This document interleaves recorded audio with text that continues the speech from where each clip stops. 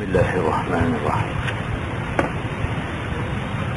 Assalamualaikum warahmatullahi wabarakatuh.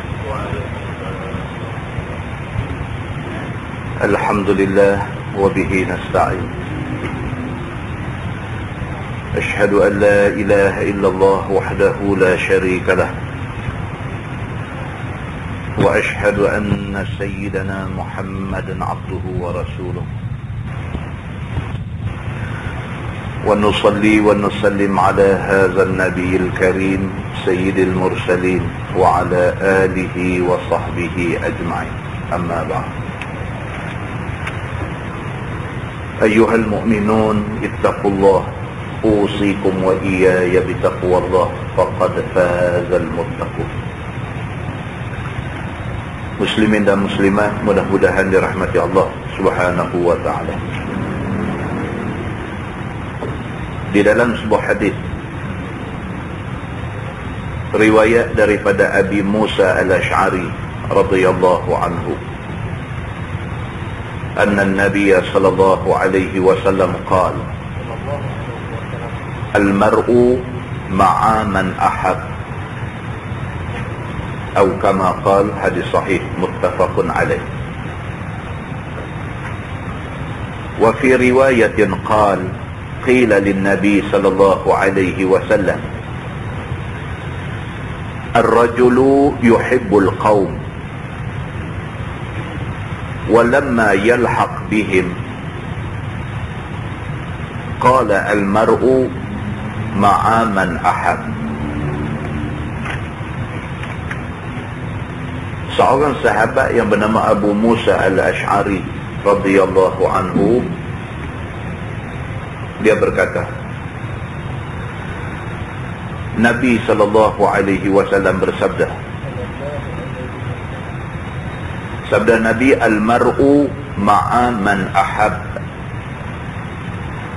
Satu-satu orang itu di akhirat esok dia akan ada sama dengan orang yang dia kasih.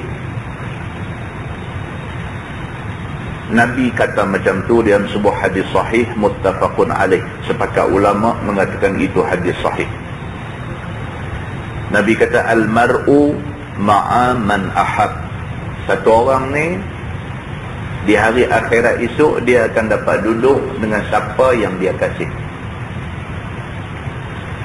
Kalau atas dunia dia kasih kepada Nabi, akhirat esok boleh duduk dengan Nabi. Itu maksud dia.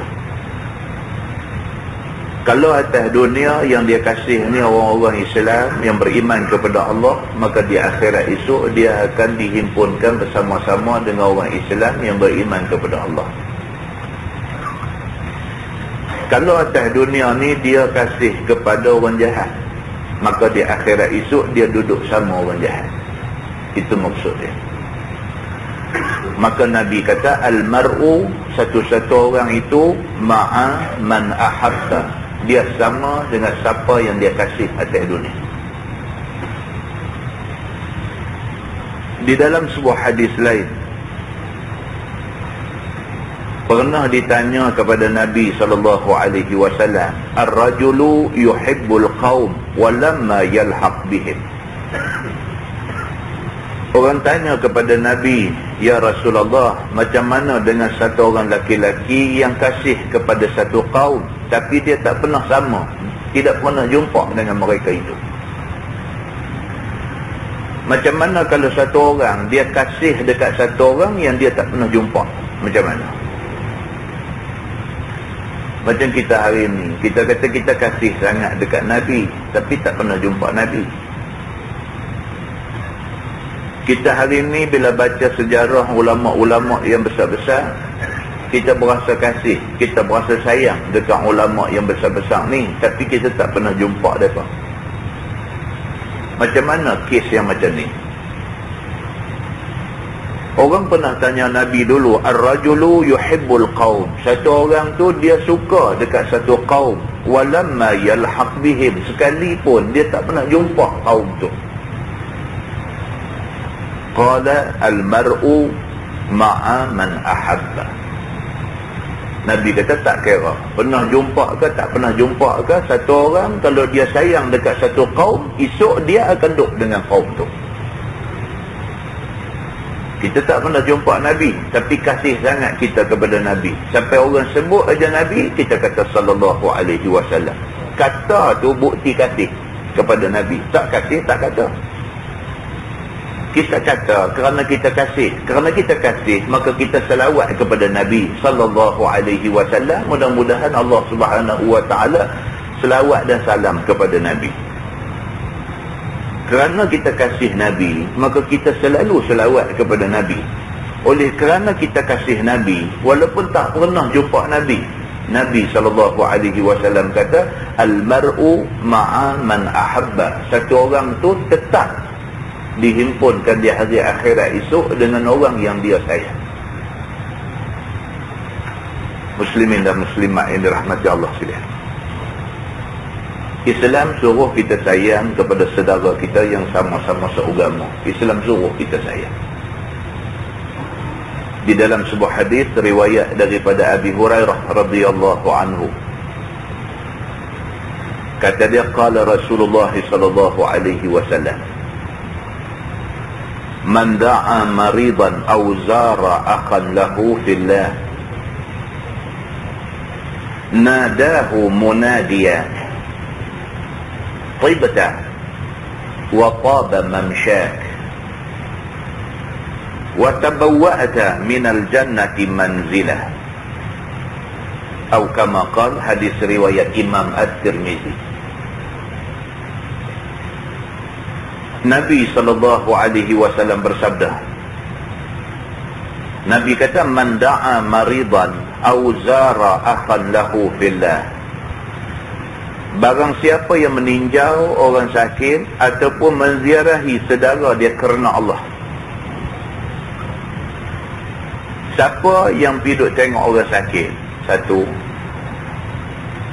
Dan siapa yang pergi ziarah saudara dia, yang dia buat benda ni kerana Allah, bukan ada kerana benda lain. Orang sakit dia pergi ziarah bukan kerana orang sakit tu boleh bagi apa-apa kat dia, bukan kerana orang sakit tu janji kat dia kalau hang mai aku bagi sekian-sekian. Tak ada. Dia pergi ziarah orang sakit ni kerana Allah, dan dia ziarah saudara dia walau tak sakit sekalipun, dia ziarah kerana Allah. Nadahu munadiyan. Nabi SAW kata, di hari akhirat esok akan terdengar satu suara berseru kepada dia. Kata suara tu, tibtah, kamu buat benda baik. Wa taba mamsyak, dan perjalanan kamu adalah perjalanan yang baik-baik.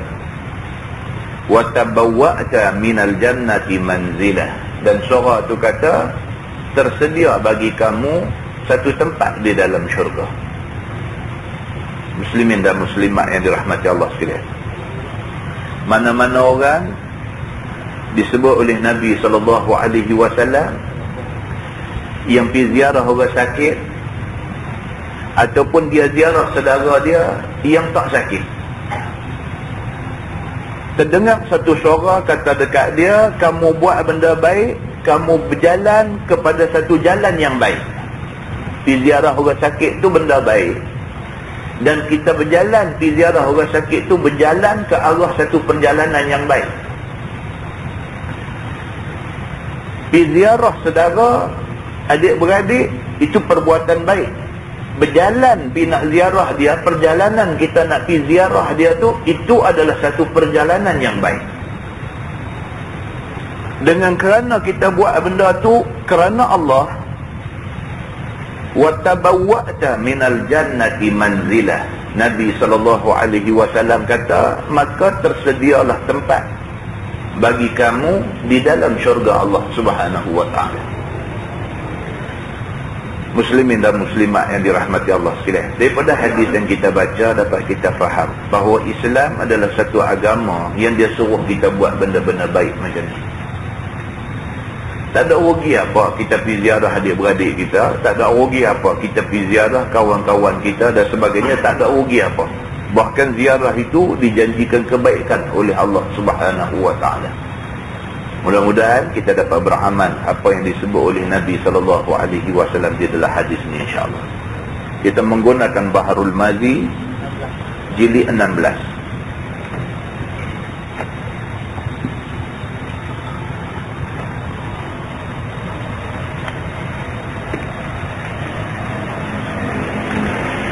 Muka surat 68.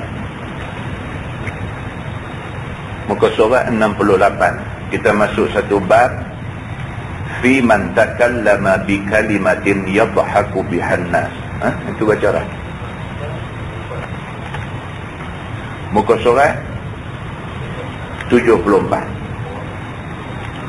Muka surat 74 bab ma jaa fi hawanid dunya 'ala Allah azza wa jalla. Iaitu bab yang datang pada menyatakan hadis yang membicarakan keji dan hina dunia di sisi Allah. Malam ni kita nak tengok satu tajuk. Apa nilai dunia ni di sisi Allah? Dunia tempat kita duduk ni, apa nilai dunia ni di sisi Allah? Ketahuilah saudaraku, sesungguhnya dunia ini keji sangat dan busuk amat, hina yang tiada terkira di sisi Allah Subhanahu wa taala. Dia habaq yang tu dulu. Dunia ni pada Allah tak ada apa. Allah Subhanahu wa taala dia nak kira akhirat esok. Tapi satu benda yang kita nak kena ingat, Nabi SAW sebut, Nabi kata ad-dunya mazra'atul akhirah. Dunia tempat kita cucuk tanam untuk akhirat. Walau hina macam mana pun dunia ni, apa yang kita buat atas dunia akan kita dapat hasil di akhirat. Maksud bila dia kata dunia ni di sisi Allah keji, busuk, hina dan sebagainya, maksudnya ialah dia tak mau kita ni sampai jadi hamba dunia. Itu maksud dia. Bukan dia suruh kita buang dunia. Ini jangan salah faham. Nabi kata ad-dunya mazra'atul akhirah. Dunia tempat kita cucuk tanam, hasil akhirat kita dapat. Tapi kalau sekiranya kerana dunia kita sanggup bunuh orang, tak mahu. Tapi kalau sekiranya kerana dunia kita sanggup putus silaturahim adik-beradik, hak ni tak mahu. Kalau kerana dunia kita bunuh orang, kita putus adik-beradik dan sebagainya, maka ketika itu dunia sudah jadi keji, dunia sudah jadi busuk, dunia sudah jadi hina. Itu maksud dia. Dan akhirat itu adalah yang termulia dan terpandang baik di sisi Allah Subhanahu wa taala. Tuhan apapun dia tengok akhirat. Maka tidak diketahui kehinaan dan kekejian dunia ni, melainkan kemudian daripada mengetahui hakikat dan zat dunia itu apa dia.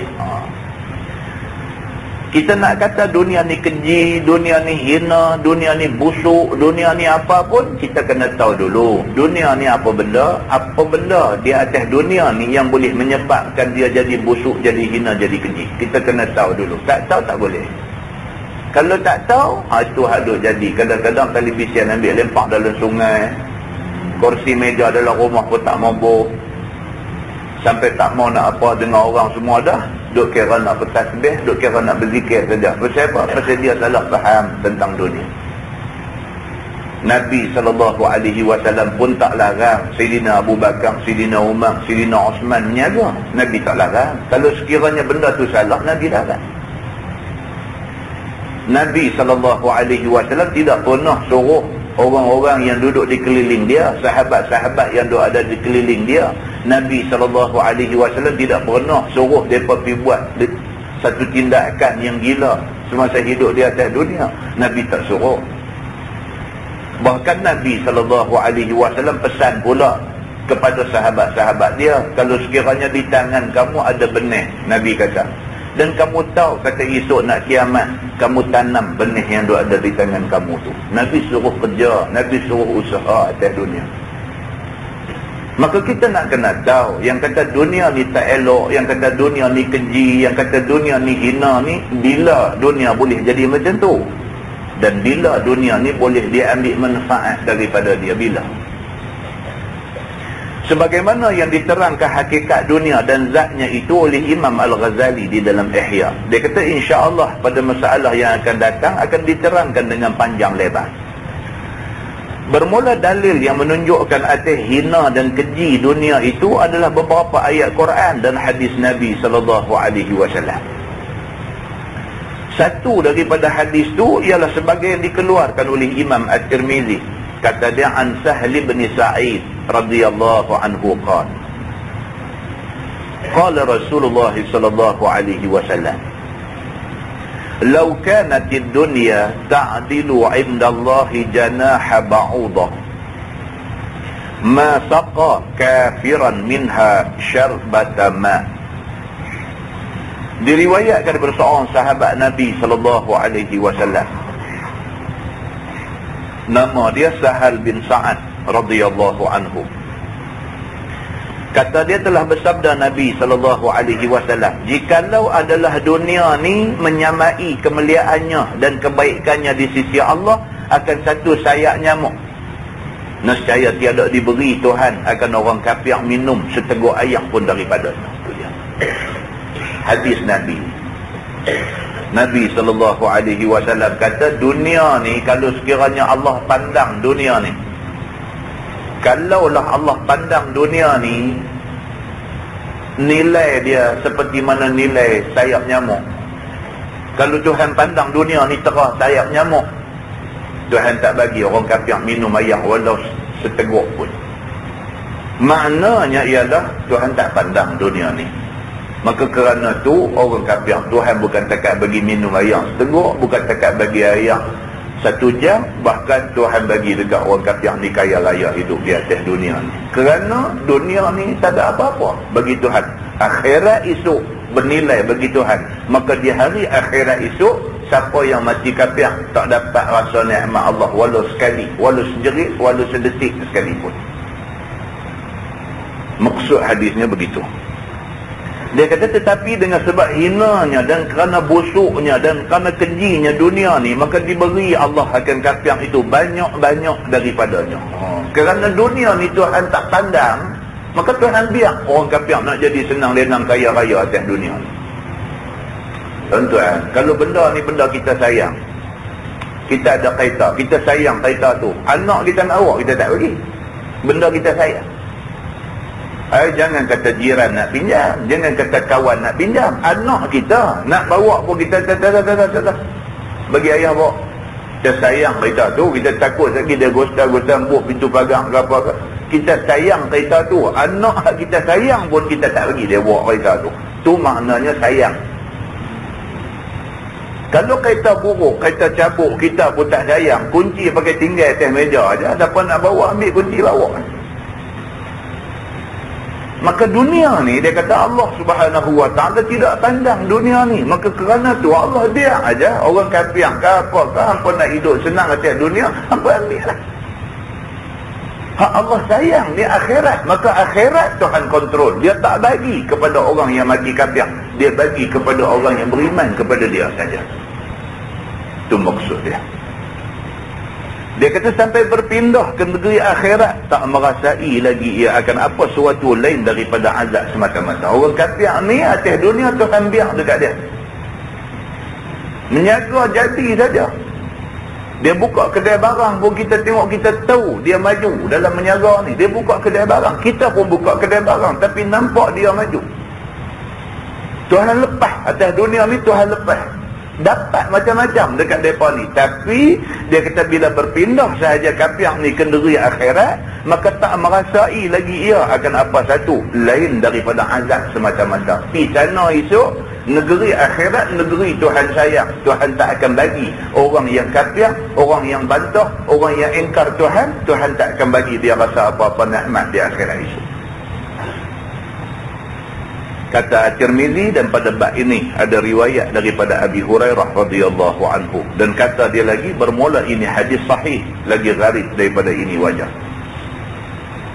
Masalah dunia itu keji dan hina.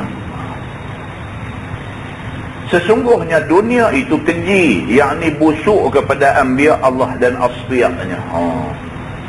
Nabi-nabi tak pandang dunia ni. Nabi-nabi tak pandang dunia ni. Nabi-nabi dia kira dunia dia nak guna untuk akhirat, bukan dunia untuk dunia. Dan hina kepada Allah Subhanahu wa ta'ala. Kalau Nabi-Nabi pun tak pandang dunia, Allah Subhanahu wa ta'ala langsung tak pandang dunia. Kerana dijadikan Allah pencubaan dan pengujian bagi segala hambanya. Allah Subhanahu wa ta'ala bagi jadi dunia dan apa yang ada dalam dunia ni sebagai satu ujian dan pencubaan kepada manusia. Kita baca ayat tabarakallazi biyadihil mulk wa huwa ala kulli syai'in qadir. Tu baca ayat ni. Dia kata apa? Dia jadikan, Allah jadikan hidup, Allah jadikan mati, liyabluwakum ayyukum ahsanu amala. Tuhan bagi jadi mati, bagi jadi hidup, bagi jadi ni semua kerana nak uji manusia. Ayyukum ahsanu amala. Siapa di kalangan kamu yang baik amalan dia. Tuhan bagi hidup pun ujian. Tuhan bagi mati dengan 1001 macam cara kematian pun ujian.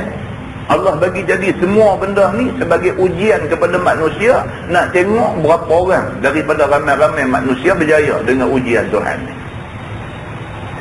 Tuhan bagi kaya jadi ujian. Berapa orang yang dapat kekayaan lupa diri sampai tak semayang, sampai bantah Tuhan, sampai derhaka dan sebagainya. Berapa orang Allah bagi ujian kaya, dengan kaya tu bertambah dekat dia dengan Allah Subhanahu wa ta'ala.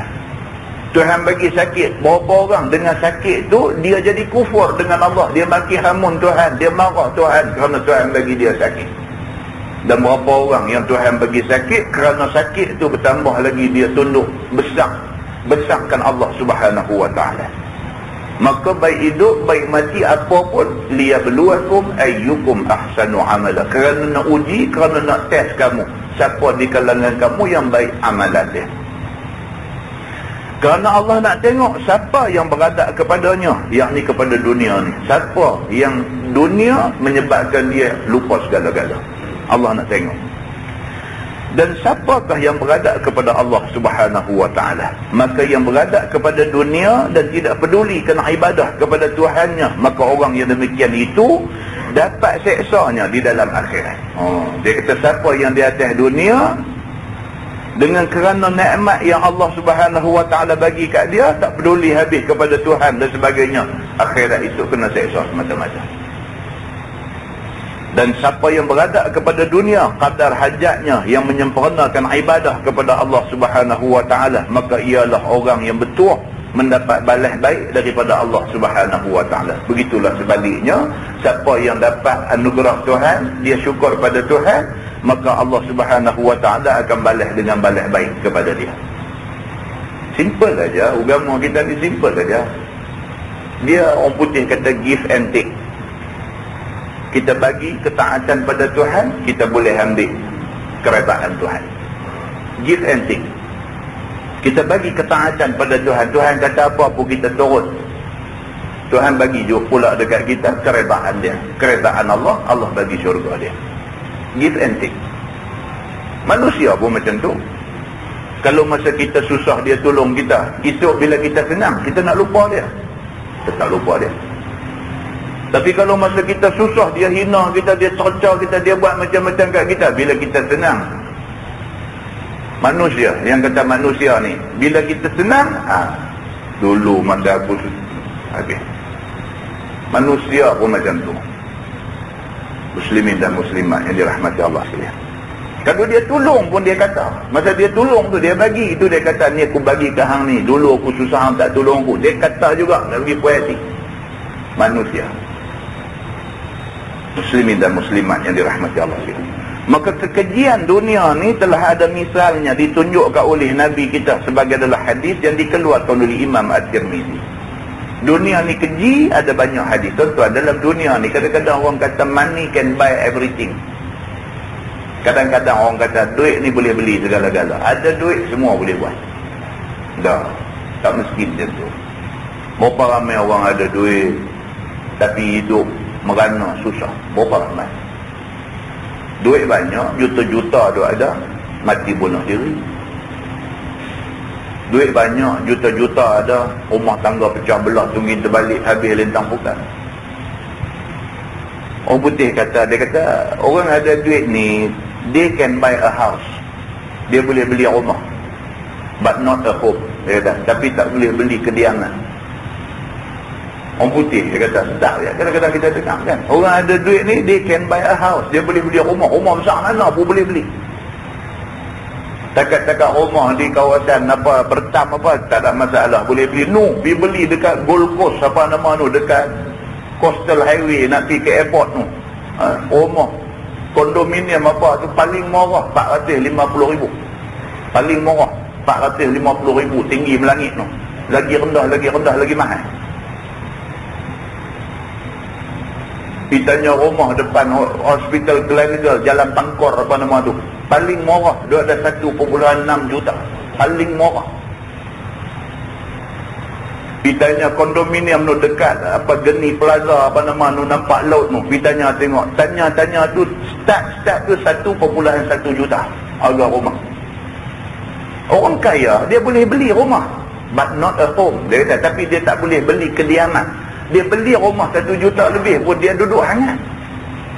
Dia tak boleh duduk di rumah, dia nak duduk di night club juga. Dia boleh beli rumah, tapi dia tak boleh beli kediaman. House dengan home ni tak sama. They can buy fun, dia kata, but not happiness. Manusia ada duit, dia boleh beli fun. Fun ni apa mau boleh lah, bayar duit aja orang main apa, main kugiran, pencaragam, lompat, fun lah yang tu. But not happiness, tapi jiwa tak seronok. Nampak dia loncat-loncat gelap, nampak aja macam tu, jiwa kosong, jiwa tak seronok. Dia tak tahu nak buat apa, ada kekosongan dalam hati dia, dia tak tahu nak isi dengan apa. Benda ni kadang-kadang kita bercakap tak nampak, tapi orang yang mengalami kekosongan jiwa, dia nampak benda ni. Dia nampak benda ni, betapa kosong jiwa dia. Allah Subhanahu wa ta'ala dengan dia aja yang tahu. Hadisnya dia kata, Anil Mustawrid bin Shaddad radhiyallahu anhu qala, kuntu ma'ar rakbi alladhina waqafu ma'a Rasulillah sallallahu alaihi wasallam 'ala as-sakhlah 'ala as-sakhlatil maitah. فقال رسول الله صلى الله عليه وسلم أترون هذه هانت على أهلها حين ألقوها. Diriwayatkan daripada seorang sahabat Nabi sallallahu alaihi wasallam, nama dia Mustawrid bin Shaddad radhiyallahu anhu. Kata dia, adalah aku beserta dengan orang-orang tunggangan yang berhenti mereka itu serta Nabi sallallahu alaihi wasallam kerana melihat ke atas seekor anak kambing mati. Sahabat ni nama dia Mustawrid. Dia kata, aku sama-sama dengan satu rombongan dengan Nabi. Nabi keluar bersama dengan Nabi, ada satu rombongan. Dalam rombongan tu ada dia ni, ada Al-Mustawrid ni. Ikut sama-sama dengan Nabi SAW. Tiba-tiba sampai tengah jalan, jumpa bangkai anak kambing. Jumpa bangkai anak kambing duduk tepi jalan. Yang ni yang dicampakkan oleh orang di situ. Di dalam berdiri ramai-ramai di situ. Lalu bersabda Nabi SAW di hadapan segala sahabatnya itu. Sabda Nabi, adakah sekalian kamu fikir akan ini anak kambing mati yang dicampak oleh tuannya di sini, telah keji ia atas tuannya itu pada waktu mereka itu campak akan dia. Jumpa bangkai anak kambing, Nabi berhenti. Bila Nabi berhenti, rombongan semua pakat berhenti. Bila berhenti, Nabi bercakap di depan sahabat-sahabat ni. Nabi kata, hampa tengok ni bangkai anak kambing. Nabi kata, hampa boleh bayang tak, Nabi kata, tuan punya anak kambing ni, bila anak kambing ni mati tadi ni, dah jadi bangkai ni, masa dia pergi lempang, macam mana rasa tuan kambing ni? Masa dia pergi lempang bangkai anak kambing dia ni, macam mana rasa dia? Dia sayang ke? Dia macam mana ke perasaan tuan anak kambing ni tadi? Bangkai, tuan-tuan. Siapa yang sayang bangkai? Orang ni bila kambing dia, bila lembu dia, bila kebau dia mati, masa hidup dia seronok lah duduk baca ni raya haji nak main bulan berapa bulan lagi boleh untung berapa hadis apa semua duduk baca dah. Tapi bila mati, pakat tak mengaku, kata lembu dia. Kembung perut tepi jalan sampai meletup perut. Tak ada siapa mengaku, kata lembu dia. Orang pergi kata dia bukan lembu hang ke? Tak, lembu aku duduk ada rumah. Tak mengaku. Pasal apa? Pasal dah mati dah. Punya sayang lembu tu hari-hari pidu bagi mandi, pidu urut badan, pidu apa, punya sayang lembu tu, mati aja lembu tu, mati pula mati botol lori, terkangkang jatuh tepi jalan, tak mengaku, kata lembu dia.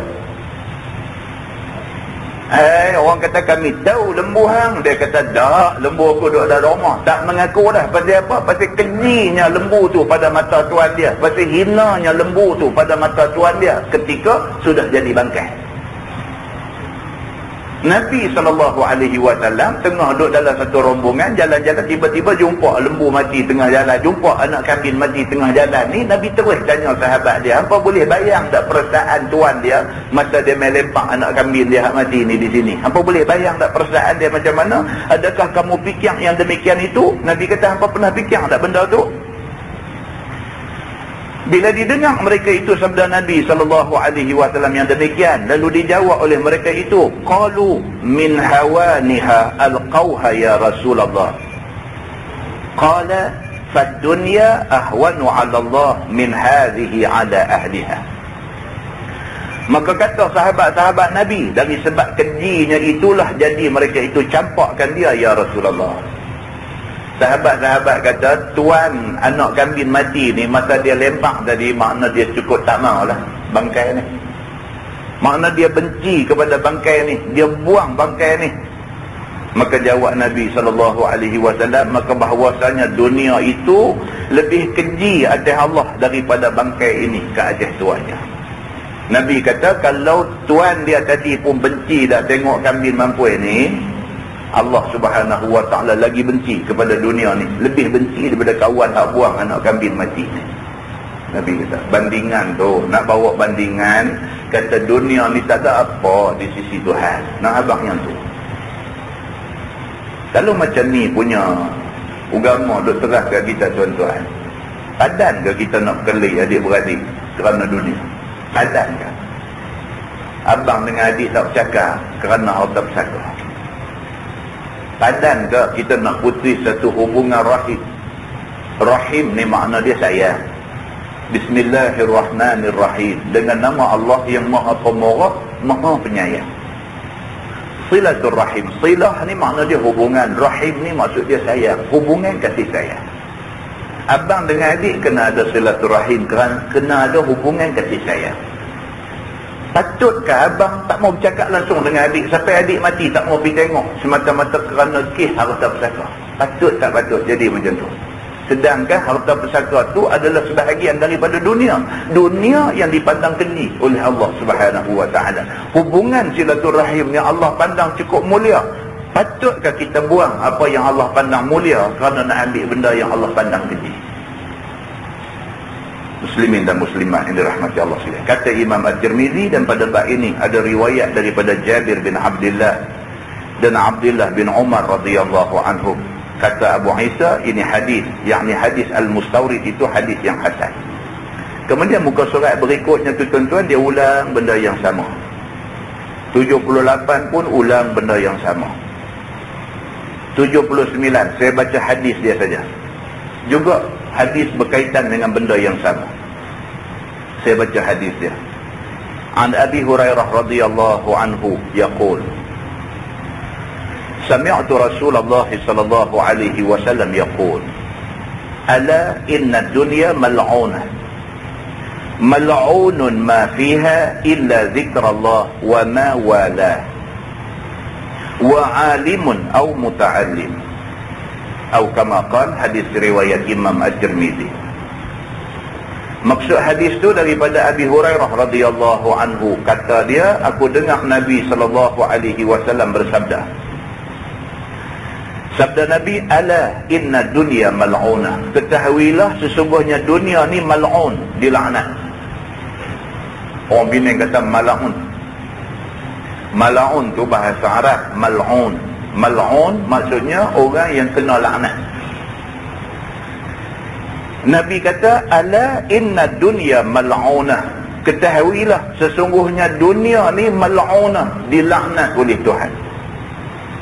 Mal'unun ma fiha, dilaknat apa yang ada di dalam dia. Illa zikrullah wa ma wala, melainkan zikrullah. Dunia ni habaklah mah ke perak ke intan ke berlian ke pangkat kedudukan ke apa ke, semua ni mal'un. Dia kata Tuhan laknat semua ni. Illa zikrullah, melainkan zikrullah, orang yang ingat Allah, sama ada dengan baca Quran ataupun dengan berzikir ataupun dengan bertafakur, duk saja-saja duk ingat kebesaran Tuhan dan sebagainya. Hak ni Tuhan nilai sebagai kebaikan. Wa ma wallah, dan barang yang bertali mali yang berkaitan dengan zikrullah. Wa alimun, dan di dalam dunia ni juga yang Allah pandang ialah alim, orang yang ada ilmu yang mengajar orang. Allah pandang benda ni. Au muta'allim, ataupun Allah pandang kepada muta'allim, kepada orang yang dia belajar ilmu. Tiga benda ni Allah melihat sebagai bernilai dalam dunia. Yang pertama, zikrullah, ingat Allah, sama ada ingat dengan cara baca Quran, atau ingat dengan cara zikir, ataupun ingat dengan cara bertafakur, ataupun ingat dengan cara turut perintah Allah dan sebagainya. Apa juga cara, wa ma walah, dan apa juga yang berkaitan dengan ingat Allah, yang ni Tuhan akan nilai dia sebagai kebaikan. Dan yang kedua yang Allah nilai ialah alim, orang yang ada ilmu dan dia sampaikan ilmu dia untuk dikongsi oleh orang lain. Allah nilai benda ni. Dan yang ketiga, muta'allim, orang yang nak belajar ilmu. Allah melihat tiga ini sebagai benda bernilai dalam dunia. Lain Allah tak pandang. Begitu. Untuk buka muka sebelah, muka surat 80. Masalah, dia kata dunia ni 6 perkara. Yang ni kita baca. Sebenarnya tersebut di dalam Ihya Ulumuddin telah berkata baginda Ali radhiyallahu anhu, hanya sahaja dunia ni 6 perkara. Sayyidina Ali bin Abi Talib karramallahu wajhah, dia kata dunia ni campur, tolak, darat, bahagi, 6 benda aja. Yang kata dunia ni 6 perkara aja. Iaitu yang pertama, yang dimakan. Yang kata dunia ni benda makan. Dan kita hari-hari dengar orang sembang yang tu lah. Nak makan orang mana? Kedai mana makan sudah. Mungkin orang tu lah, sembang ni dia mau makan. Oh, dia kata anak try bihun sup, tak mi bagus. Anak try mi kuah, tak mi bagus. Manusia kan? Nyam-nyam ni penting kan? Nyam-nyam makan, ini dunia. Sayyidina Ali kata, pada dulu sempela ni ingat sampai kiamat. Cerita pasal nak pergi makan tang mana ni, hari-hari ada orang cakap. Satu. Yang kedua, yang diminum. Makan minum lah. Yang diminum, cakap hari-hari nak minum apa? Jom pergi kedai minum sikit. Minum. Jumpa kawan tengah jalan pun singgah kedai kopi, minum. Jumpa kawan tengah jalan pun ajak pergi ke rumah, minum. Dunia ni makan, minum. Yang ketiga, yang kata dunia ni, kata Sayyidina Ali, yang dipakai. Kan? Dunia. Daripada dulu duit tak apa ada, pakai cara-cara tak apa ada duit. Bila ada duit sikit, pakai cara ada duit. Yang dipakai. Kan? Kalau dulu pakai seluar cap MCO ya. Dulu MCO, AMCO. Dah tak ada lah brand tu. Dulu MCO kan. Muda dulu MCO kira okey lah. Lah tengok Texan ke, Levi's ke, apa yang patut-patut lah. Tak ada duit, pakai cara tak ada duit. Ada duit, pakai cara ada duit. Biasa lah. Dulu masa tak apa terkenal sangat. Dulu baju, seluar, necktie pun harga RM60 je. Bila dah ada duit sikit, necktie saja harga RM5,000. RM5,000 tuan-tuan. Pure silk. Dia panggil sutera asli 5,000 selai bawah di tengkok. Pakai. Sentiasa manusia ni duk fikir yang tu nak upgrade daripada masa ke semasa, nak upgrade, nak bagi naik macam tu dari segi pakaian. Yang keempat kata Sayyidina Ali, yang kata dunia ni yang ditunggang kenderaan. Dulu Honda Light, namanya Honda Light, bunyi pun macam motor Honda Car, Honda Light dulu. Tapi masa zaman dia baru keluar dulu, mai duk tengok dia punya gambar dia dalam pamphlet tu cukup elok. Lah tinggal tepi jalan, tinggal dengan kunci-kunci pun orang tak ambil. Dulu boleh dekat tu pakai yang tu. Naik sikit sampai di ultimate apa? Dia ada dia punya slogan BMW. The ultimate machine dia tulis. Kemuncak kepada alam permotoran BMW. Banyak makan wang. Kan? Beli pun mahal, minyak pun dia terkedarah kuat. Bukan tekat makan, terkedarah kuat. Kalau kaki duk ikut mengaji tak boleh pakai BMW. Kalau pakai tak mau beli. Pasal apa ni? Minyak kuat. Kan? Tapi ada orang pakai. Ada orang pakai. Pasal apa? Dia punya standard dah pergi tu dah. Itu dunia. Dulu cara dulu, lah cara lah. Dia ikut kemampuan dia lah. Orang kata lagi besar periuk, lagi banyak kerak.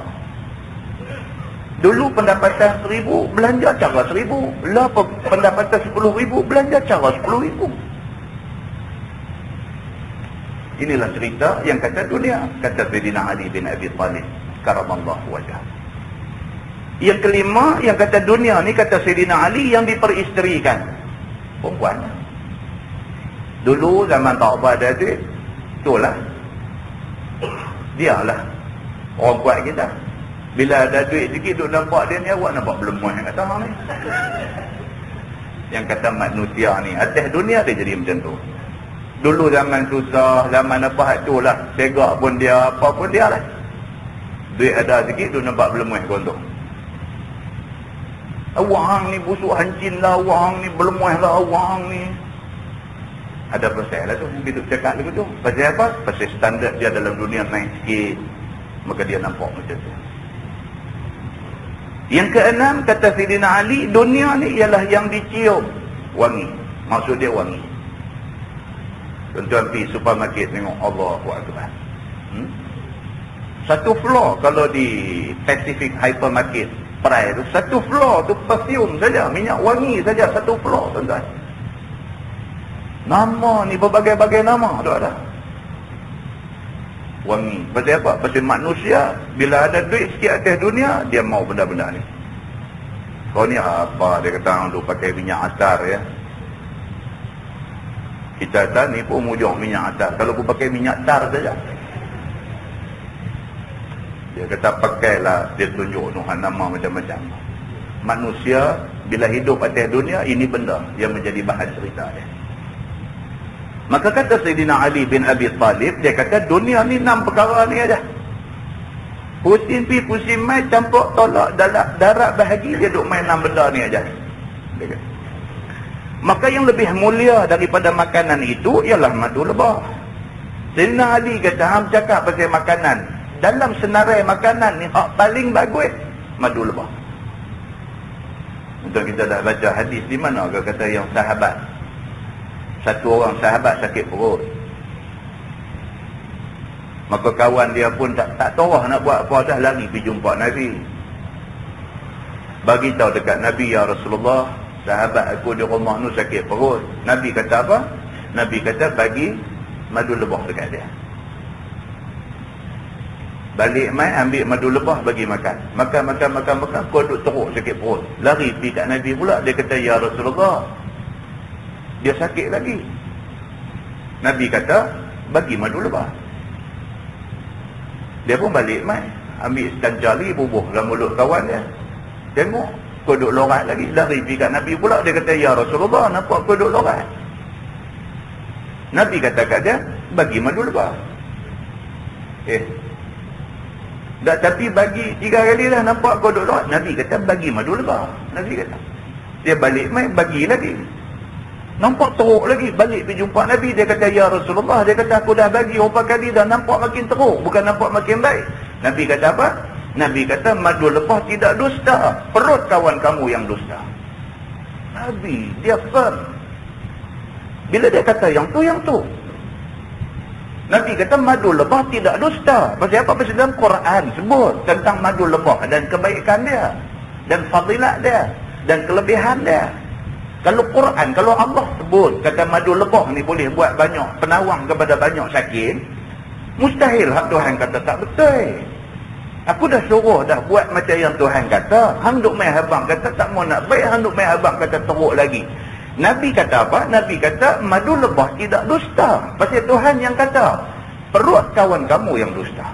Nabi kata, bagi kat dia madu lebah. Nabi kata, dia ni pun tak tahu, balik bagi lagi saja, lega. Balik mai abang dekat Nabi. Nabi kata lagi sekali, betul macam yang Tuhan kata, madu lebah tak dusta. Pasal Allah yang suruh benda tu, perut kawan kamu yang dusta. Muslimin dan muslimat yang dirahmati Allah sekalian. Maka dia kata yang lebih mulia daripada makanan ialah madu lebah.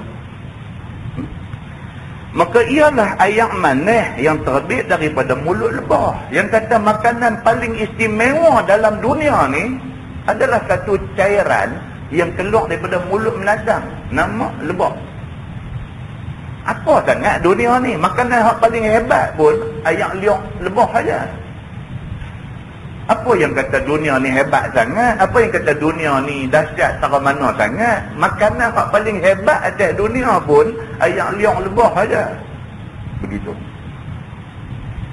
Dan semulia-mulia minuman itu ialah air. Maka air tu bersamaan punyanya oleh orang baik dan orang jahat.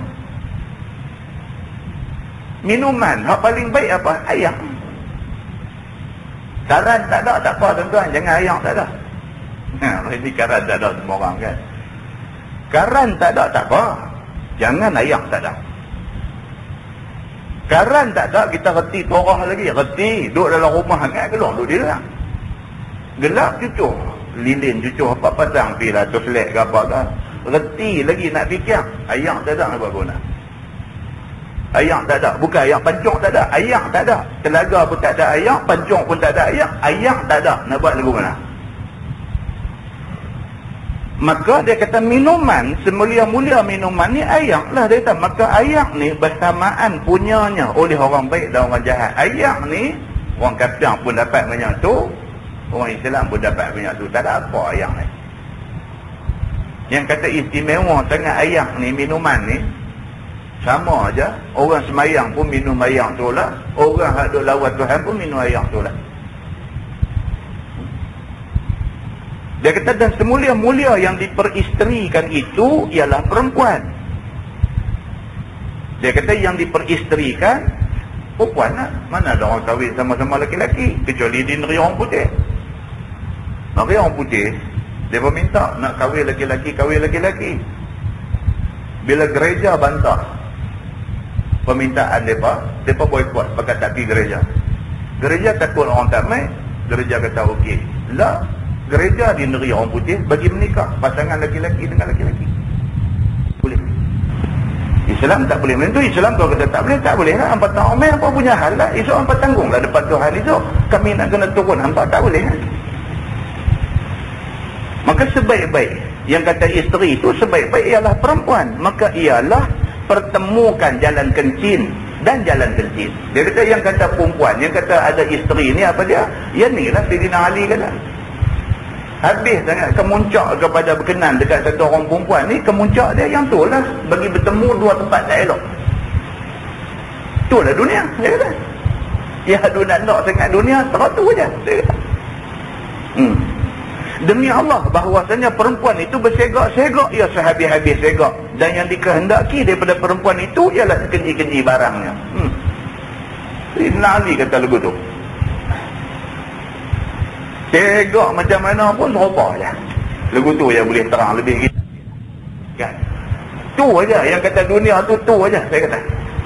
Dan sebaik-baik yang dicium itu ialah kasturi. Yang kata wangi ni, dia kata pergi supermarket ni nama macam-macam benda wangi, perfume wangi ni nama macam-macam, tapi habis wangi kasturi. Tak boleh lawan wangi kasturi. Campurlah chemical apa, bahan kimia apa pun nak hasilkan satu minyak wangi apa pun, tak boleh lawan wangi kasturi. Begitu.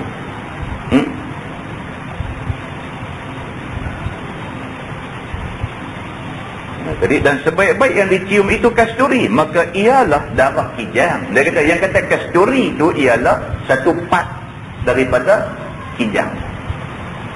Yang orang duk ambil buat ibu minyak wangi itu, ambil daripada kijang. Tentang kita tanya orang yang duk buat minyak wangi, bahagian dia ambil duk buat ibu minyak wangi kecil aja.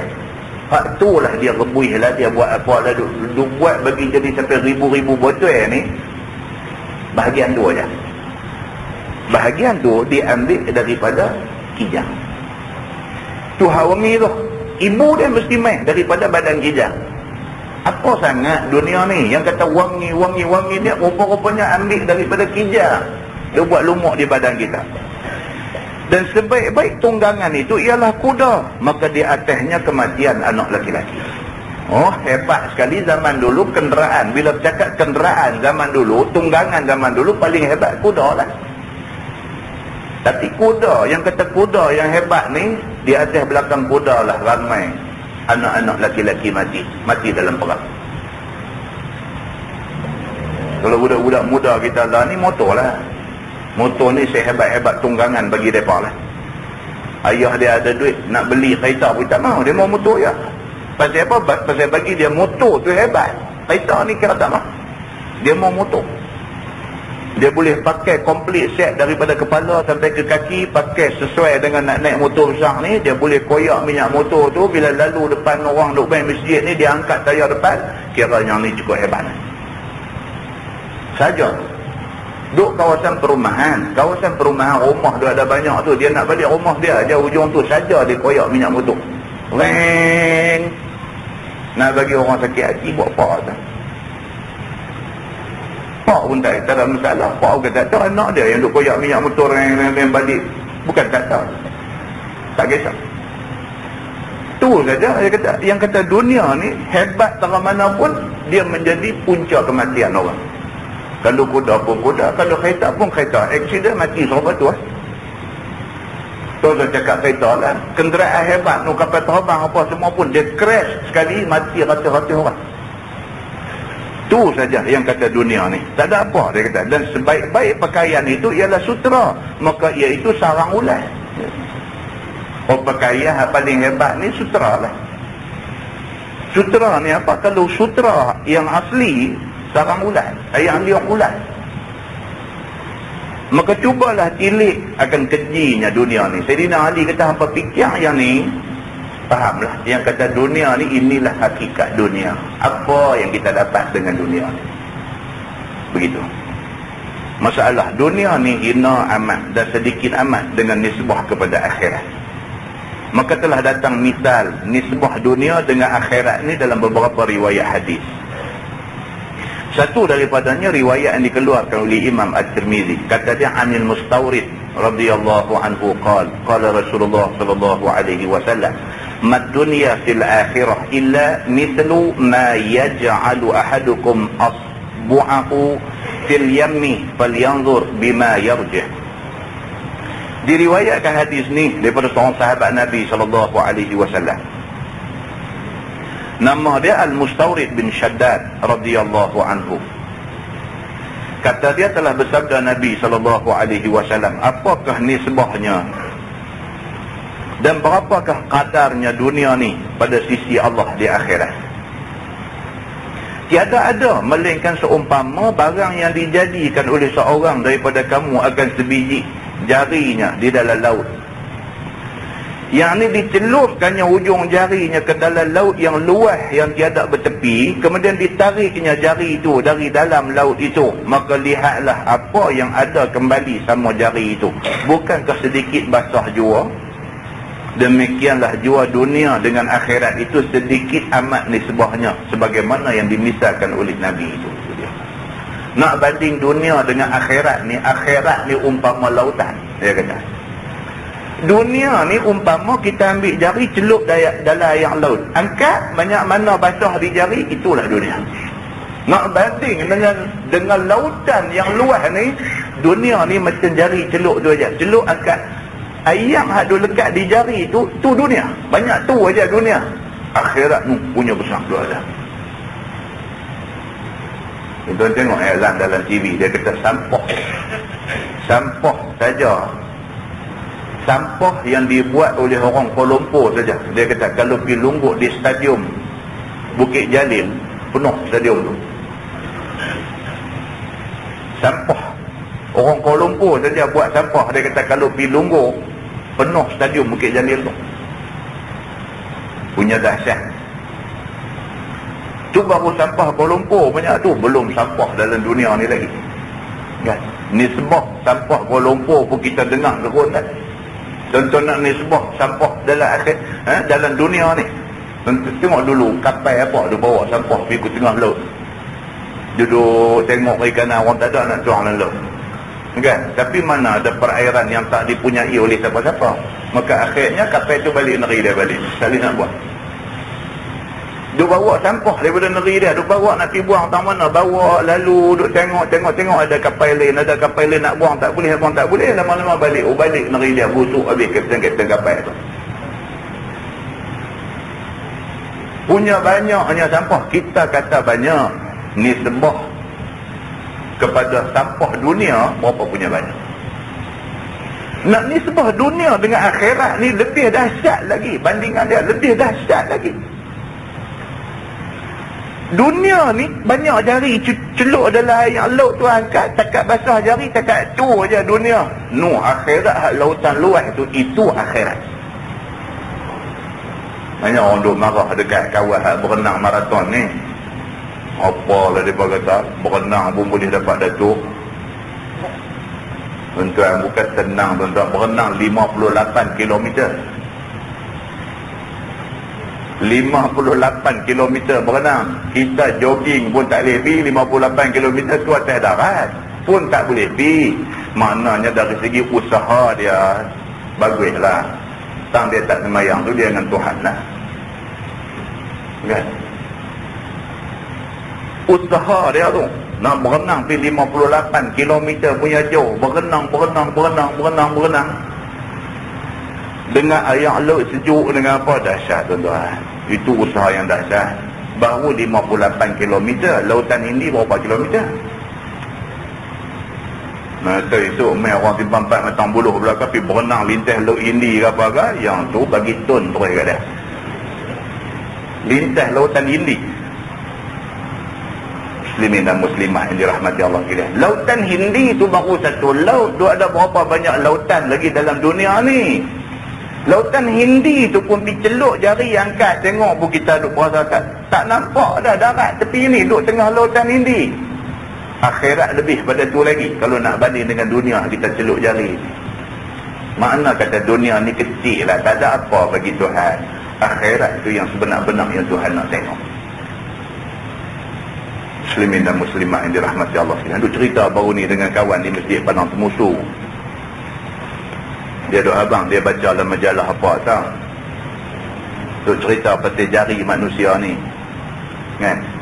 Dalam Quran surah Al-Qiyamah ayat 4, Tuhan kata bala qadirina ala an nusawwiya banana. Tuhan kata bala, bahkan qadirina ala an nusawwiya banana, kami boleh kalau kami nak buat jari manusia ni jadi sama. Tuhan kata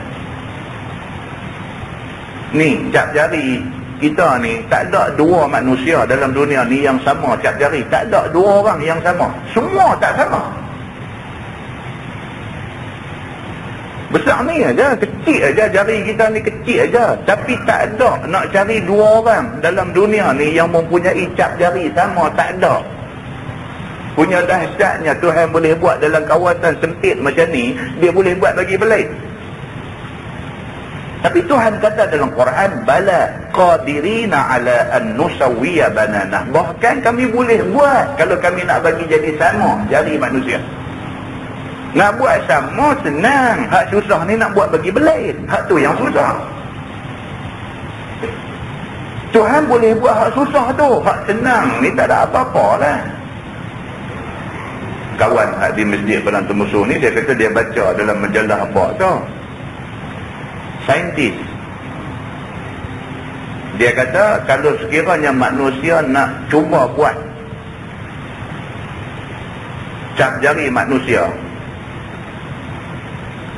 bagi belain daripada hak dua dadah dalam dunia ni, dia nak, Tuhan boleh buat. Manusia tu orang nak cuba buat satu cap jari bagi belain daripada orang ada dalam dunia ni.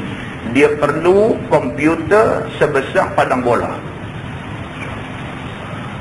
Dia perlu satu komputer tu sebesar padang bola untuk nak reka buat satu cap jari bagi belain. Kalau tidak, reka ada orang mana di Ethiopia ada orang macam tu. Reka di Afrika ada satu. Reka di New Zealand ada satu macam tu. Reka di Amerika ada satu macam tu. Tak boleh. Nak reka bagi jadi belain, bagi tak ada orang yang cap jari macam tu. Kalau nak reka tu, dia nak kena pakai komputer design. Komputer tu kena besar padang bola, baru boleh, kata saintis tu. Tuan-tuan, kalau duduk fikir buat kajian tentang benda ni, Baharul Mazi ni tak lebih baca. Banyak cerita. Tapi orang kaji, dalam Quran orang kaji dari segi penggunaan perkataan dunia dengan perkataan akhirat. Orang buat kajian ni, orang-orang matematik ni, dia buat kajian tentang benda ni. Buat kajian dunia, akhirat. Dalam Quran, Tuhan sebut sama banyak. Perkataan dunia, Tuhan sebut 115 kali. Perkataan akhirat, Tuhan sebut 115 kali.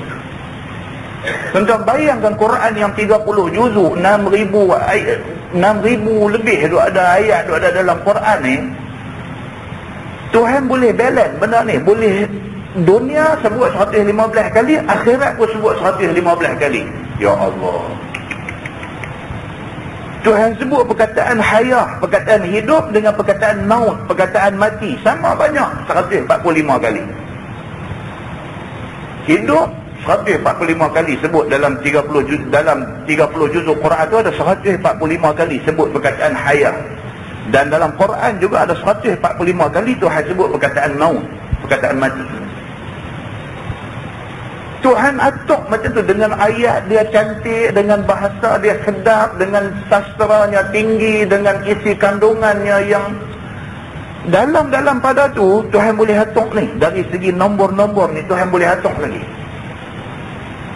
Perkataan malaikat Tuhan sebut 68 kali, perkataan syaitan Tuhan sebut 68 kali. Dia pergi jadi pair macam tu, pergi jadi pasang-pasang macam tu dengan bilangan yang sama. Perkataan rajul, orang laki-laki, disebut 24 kali. Perkataan imra'ah, perempuan, disebut 24 kali. Ada orang buat kajian tentang benda ni. Bila dia kaji, dia dapat angka yang macam ni, hati dia rasa macam mana? Dia kata Allah Subhanahu Wa Ta'ala Tuhan Maha Besar. Muslimin dan muslimat yang dirahmati Allah, itu dia yang kata Allah Subhanahu Wa Ta'ala Tuhan kita begitu sekali. Nah, macam-macam kajian orang bahas. Lepas tu manusia ni dia buat macam-macam lagi lah. Ada kawan hantar main email kat saya, dia kata ada beberapa benda yang miracle, yang ajaib dalam dunia ni. Dia kata, tahukah kamu bahawa lembu hanya boleh naik tangga tapi tak boleh turun tangga. Dia kata, ni tak tahu betul tak tahu. Ini kena pergi duduk try. Bawa lembu pergi kat tangga, tengok boleh naik ke tak boleh naik. Kalau berdasarkan kajian, dia kata lembu tangga dia boleh agak naik, turun tak mana. Dia kena dukung dia turun. Kajian orang wallahualam betul tak betul ni kan. Dia kata orang perempuan dengan orang lelaki dari segi kejit mata, dia kata orang perempuan kejit mata, dia kata 2 kali ganda lebih daripada orang lelaki. Kalau orang lelaki dalam seminit kejit 10 kali, orang perempuan 20 kali. Kecuali dia sakit, lalu kejit tak mati, itu cerita lain lah. Dalam keadaan normal biasa ni, dia kata macam tu punya. Orang perempuan dia kejit 2 kali, orang lelaki-lelaki dia kejit sekali, dia kata. Kan? Ini kajian-kajian tak tahu betul tak sih. Dia kata siput, dia kata apa jenis siput pun dia boleh tidur paling lama 3 tahun, dia kata. Macam ni punya email lepas tamai kita duduk baca, nak kata buang masa pun takkan betul kan. Kajian siput dia kata boleh lena sampai 3 tahun. 3 hari pun kita degak dah lena 3 tahun boleh lena. Kemudian dia kata mata manusia ni daripada kecil sampai besar, saiz dia besar banyak tu, besar tu ya. Mata manusia tak membesar apabila manusia membesar. Dia kata buat kajian, dia dapati macam tu. Mata budak kecil itu sampai dia tua mata dia besar tu ya. Lain daripada mata, dia ikut badan besar. Dia kata, kan, wallahu a'lam. Dikaji pula tu apa nama beruang hak duduk di kutub utara tu, beruang polar apa dia panggil? Polar bear tu. Polar bear depa pergi buat kajian, dia kata polar bear semua sekali kilal tangan kiri. Bukan senang tu dah nak duduk kaji dia ni, dia cekah kita je. Tapi ada orang pergi buat kajian benda-benda. Kalau betul maknanya Allah Subhanahu Wa Taala Tuhan Maha Kuasa. Tuhan yang atur benda ni semua. Tuhan atur. Tuan-tuan, orang ni kadang-kadang dia nak meningkatkan keimanan dia ada banyak cara. Banyak cara. Doktor, iman meningkat cara kedoktoran. Doktor, iman meningkat cara kedoktoran. Saya pernah cerita dulu satu kuliah di mana ada satu sahabat yang kata you have been given a second chance. Dia pun seorang ahli apa nama X-ray pakar, kan? Dia kena sakit jantung. Lepas operate, antara sedap tak sedap tu dia dengar bunyi suara tu. Suara mehabak kata hang ni Tuhan bagi dekat hang peluang yang kedua. Dia cuba nak celak, nak tengok, tak nampak tak apa yang kata ni, tapi dia dengar suara tu. Bukan dia hanya apa, dia dengar suara tu. Kadang-kadang macam-macam cerita, benda-benda macam-macam cerita. Allah Subhanahu Wa Taala kadang-kadang dia nak bagi satu petunjuk dekat orang, Allah boleh bagi dengan bermacam-macam cara. Wallahu a'lam. Lepas ni kita masuk muka surat 81, bab ma jaa anna dunya sijnul mu'min wa jannatul kafir. Lepas ni kita akan masuk satu bab hadis yang membicarakan bahawa dunia ni penjara orang mukmin, syurga orang kafir. Pasal apa? Pasal apa yang kata dunia ni penjaga orang mukmin, syurga orang kafir? Nabi kata, dalam hadis Nabi kata ad-dunya sijnul mu'min wa jannatul kafir. Nabi kata dunia ni penjara orang yang beriman dan menjadi syurga kepada orang kafir. Penjara ni maksud apa tuan? Penjara ni maksudnya nak keluar tak boleh, tak bebas. Maksudnya tak bebas. Orang Islam di atas dunia ni tak bebas. Jangan kata kita bebas. Kita tak bebas. Kita tak boleh, apa ingat nak buat boleh buat, tak boleh. Ada benda kita teringin nak buat tapi agama tak bagi buat, maka tak boleh buat lah. Ada benda kita teringin nak buat tapi agama kata tak boleh, kita tak bebas untuk nak buat. Dengan kerana tu kita seolah-olah terpenjara. Orang kafir, dunia ni syurga dia. Apa dia benda yang melarang, semua boleh buat dia. Rasuah dia boleh bagi. Dia bagi rasuah bukan setakat dia langgar undang-undang negara. Kalau setakat dia bagi rasuah habis sangat, dia hanya melanggar undang-undang negara. Tapi orang Islam kalau bagi rasuah bukan setakat melanggar undang-undang negara, Allah larang, tak bagi buat. Maka itu sebab kadang-kadang orang kata menyaga ni Cina tak apalah, mereka apa pun boleh.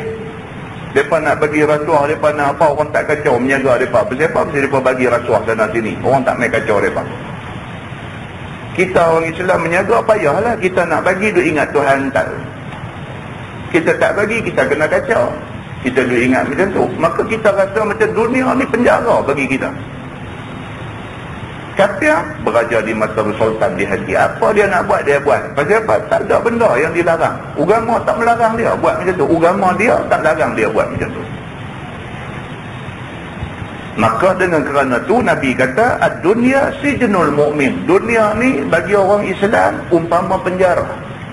Kita tak bebas nak buat apa kita merasa nak buat. Ada benda kita boleh buat, ada benda teringin nak buat pun tak boleh buat. Pasal agama tak bagi buat. Tapi wajannatul kafir, bagi orang kafir syurga bagi dia. Dia nak menipu pun dia tak ada ingat. Dia tak ada dosa pahala. Kita ada dosa pahala. Kita akan tengok macam mana Nabi SAW menghurai hadis ni kepada kita semua, insya-Allah. Wallahu a'lam. Soalan, apakah kesan ke atas semayang kita jika kita semayang di pejabat ataupun di bangunan yang disewa dengan wang haram? Tak ada kena mengena apa. Yang ada kena mengena ni kalau sekiranya benda tu duduk dalam kekuasaan kita. Contohnya kita pakai baju yang dibeli dengan duit haram. Ada hadis Nabi kata Allah tak terima sembahyang orang yang pakaian haram tu ada atas badan dia. Allah tak terima. Bangunan ni kita tak boleh cakap lah tuan-tuan. Semua bangunan pejabat lah terutamanya kan, semua beli pakai loan semua melibatkan riba. Tu semua duit haram lah. Riba tu duit haram. Kalau kita tak boleh semayang atas pejabat tu jenuh. Itu tidak ada kena mengena dengan kita sebab kita tidak ada kuasa atas benda tu. Dia tak menjejahkan dari segi semayang kita. Hak kita ada kuasa, kita pergi duk ongkah buat, yang tu tak boleh. Kita dapat duit tak elok lah, duit haram. Duit haram ni boleh main macam-macam cara lah. Mencuri misalnya duit haram, duit rasuah misalnya duit haram, ataupun duit yang bukan hak kita, orang bagi mai kat kita amanah suruh tolong simpan saya, kita pergi guna duit tu haram. Kita pergi guna duit tu beli baju, beli jubah pula lagi pakai semayang. Maka duit yang kita guna untuk beli jubah pakai semayang tu duit haram. Nabi SAW kata selama tu Allah tidak terima semayang dia. Untuk yang kita berkuasa, kita sepatutnya boleh elak daripada pakai baju yang dibeli dengan duit haram. Kita saja dibeli dengan duit haram untuk pakai baju buat semayang kita. Itu tak boleh. Bangunan pejabat luar daripada bidang kita. Dan kita tak disuruh pergi selidik yang tu semua. Duk kerja di bangunan apa-apa, pergi duk tanya pula bangunan ni dulu mereka buat, mereka hutang bank ke tak? Pergi duk siasat yang tu tak apa hari nak jadi pasal. Pergi duk tanya pula siapa pemaju dia dulu. Pergi duk telefon pejabat pemaju pula. Dulu hampa buat, dulu hampa pakai duit mana? Apa semua? Oh lagu tu aku tak mau. Lagu tu aku tak mau saat ni jadi karut, turun pergi semayang di jalan raya. Tengok-tengok jalan raya tu pun duit pinjam bank dunia juga, kena juga. Tang mana kita nak pergi semayang? Kan benda tu luar. Kan? Luar daripada kita. Seperti mana kita tak disuruh persoal lah, benda yang di luar daripada bidang kita, tak disuruh persoal lah. Kita kerja, kita makan gaji, kita jadi cikgu, kita jadi polis, kita jadi askar, kita jadi postman, kita jadi apa, duit gaji orang duk bayang kat kita tu mai kok mana? Telefon pergi habis pejabat setiausaha kerajaan negeri dan pejabat ketua setiausaha negara lah pergi duk telefon, saya nak tanya duit gaji saya ni apa bayang mai kok mana? Tak boleh lah. Kita kerja tu kerja yang halal, kita dibayar kerana kerja halal kita, cukup. Oh, pergi duk beli barang di kedai pula, pergi beli barang, mereka bagi duit kat kita, pergi duk tanya pula, duit ni tadi siapa bagi kat hang? Pergi duk tanya dia, siapa bagi kat hang tadi? Cina bagi. Cina tu dia makan, payah. Yang tu payah. Tak disuruh lah, sampai ke peringkat tu tak disuruh. Kan? Nanti tengoklah, ada orang duk semayang, dia duk buang kopek duit buah teh. Sampai kita tengok orang buat begitu. Kawan dia angkat, dia kopek duit tu. Dia semayang, dia ambil kopek duit dia, dia buang atas sejadah. Kita tak tahu dia ingat apa, kita tak tahu lah. Ada orang dia tu ingat kopek duit ni buat daripada kulit ni mereka kan, sertu dia panggil, dalam bahasa fiqah dia panggil sertu. Sama ni untuk najis mughalazah. Sertu Sertu ni maksudnya cuci kulit tu, buang lendiang-lendiang jadi najis yang ada pada kulit tu. Yang tu dia panggil sertu. Kulit binatang yang kita halal makan apa semua, kulit dia kalau disertu, kalau dibuang segala lendiang-lendiang najis ni dan sebagainya, dia dianggap suci. Suci maksudnya boleh buat dalam poket, bawa semayang. Dia pergi beli kopek duit buat daripada kulit ni, dia tu jadi raplah. Kisah lagi kudu ubuh dalam poket ni lagi semayang jadi lagu mana ke apa kata bawah tu lah. Tengok tak ada.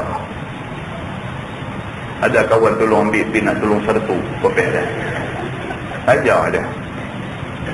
Ada benda kita kena faham lah, kita kena reti benda ni lagu mana, nak buat macam mana, penyelesaian dari segi fiqhnya macam mana, kita kena lagu tu.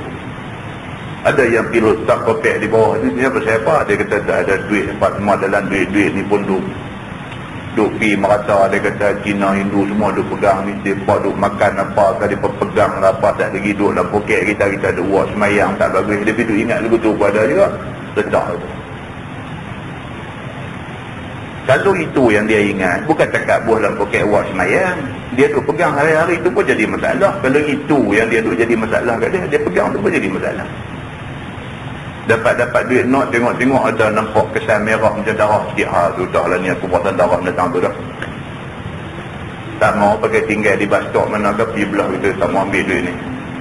Ramai orang nak ikut belakang dia, bila dia letak kawan tu nak tolong ambil kan.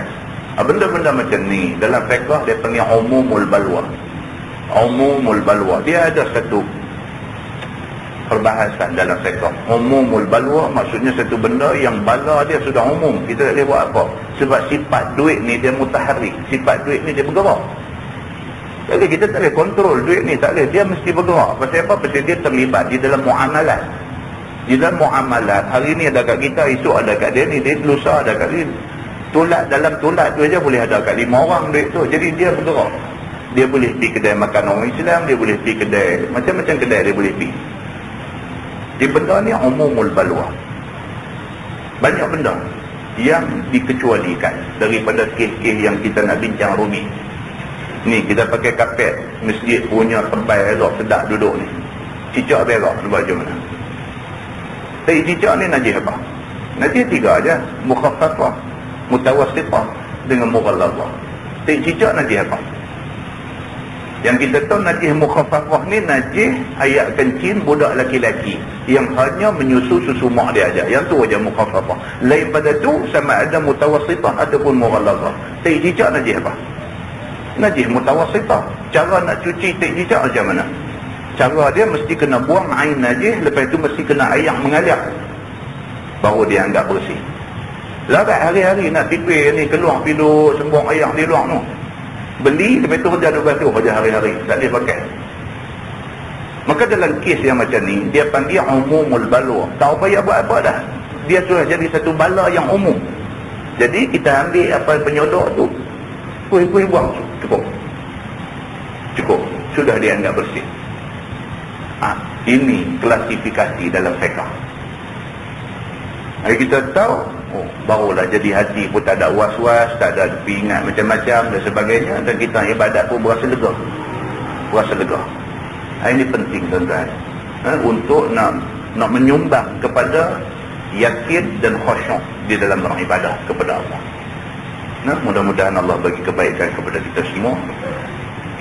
Mudah-mudahan kita sentiasa duduk di atas jalan kebenaran. Wallahu a'lam. Yang baik daripada Allah, yang tak baik silap saya. Kita tangguh dengan tasbih kafarah dan surah Al-Asr. Asyhadu an la ilaha illallah. Bismillahirrahmanirrahim. Wal 'ashr innal insana illa alladhina amanu.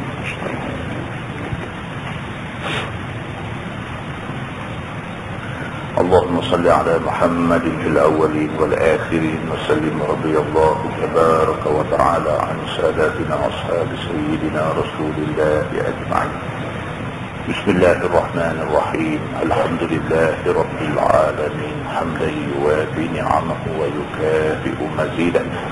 يا ربنا لك الحمد كما ينبغي لجلال وجهك الكريم وعظيم سلطانك. رضينا بالله ربا وبالإسلام دينا وبمحمد نبيا ورسولا. اللهم افتح علينا فتوح العارفين وارزقنا فهم النبيين بجاه خاتم المرسلين. اللهم فقهنا في الدين وعلمنا التأويل واهدنا صراطك المستقيم. اللهم أرنا الحق حقا وارزقنا اتباعه وأرنا الباطل باطلا وارزقنا اجتنابه. اللهم اجعل جمعنا جمعا مرحوما وتفرقنا من بعده تفرقا معصوما. وصلى الله على محمد وعلى آله وصحبه وسلم والحمد لله رب العالمين. السلام عليكم.